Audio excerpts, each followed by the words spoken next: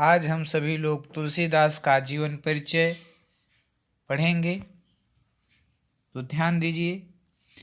राम काव्य के सर्वश्रेष्ठ कवि लोकनायक गोस्वामी तुलसीदास की रचना श्री रामचरितमानस की जितनी प्रसिद्ध है, उनका जन्मकाल और जन्मस्थान उतना ही विवादास्पद है। तो उनका जीवन परिचय पढ़ेंगे, ध्यान देंगे।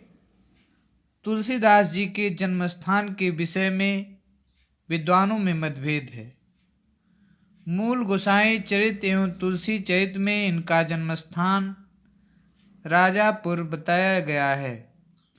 अन्य कुछ विद्वान सोरू नामक स्थान पर जन्मे ऐसा बताते हैं। आचार्य शुक्ल जी के अनुसार भी इनका जन्मस्थान राजापुर में ही माना जाता है। जन्म संवत 1554 विक्रमी में बताया जाता है और यही सर्वाधिक प्रचलित है।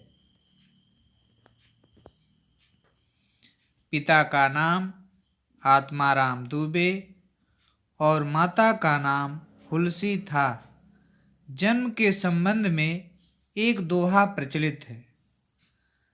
1555 से कालिंदी के तीर, श्रावण शुक्ला सप्तमी, तुलसी धरो शरीर।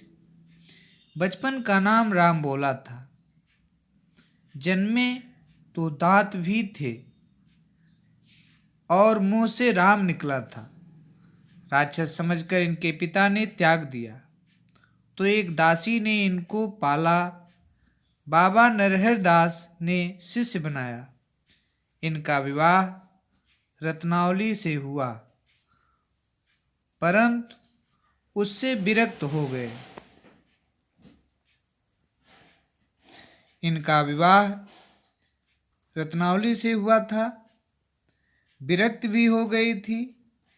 काशी में शेष सनातन से शिक्षा में वेद वेदांग पढ़े।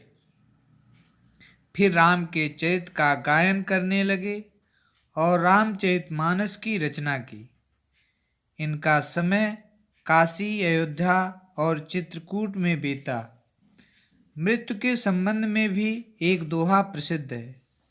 संवत 1680 गंग के तीर, श्रावण कृष्णा तीज सन, तुलसी तजौ शरीर। तो इनका जन्म 1680 में अस्सी घाट के गंगा के निकट हुआ था। इनकी रचनाएं मुख्य रूप से 12 हैं, जो प्रमाणिक रचनाएं मानी जाती हैं। पहला है रामचरितमानस, जिसमें भगवान राम का वर्णन किया गया है, राम के चरित्र का वर्णन किया गया है।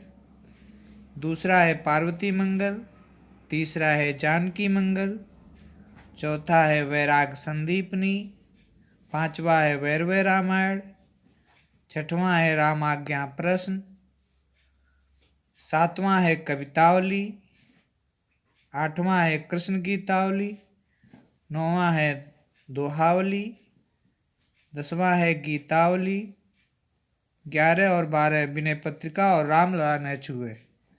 इस तरह से उनकी जो प्रामाणिक रचनाएं थीं 12 थीं और 12हों का वर्णन इस प्रकार किया गया है।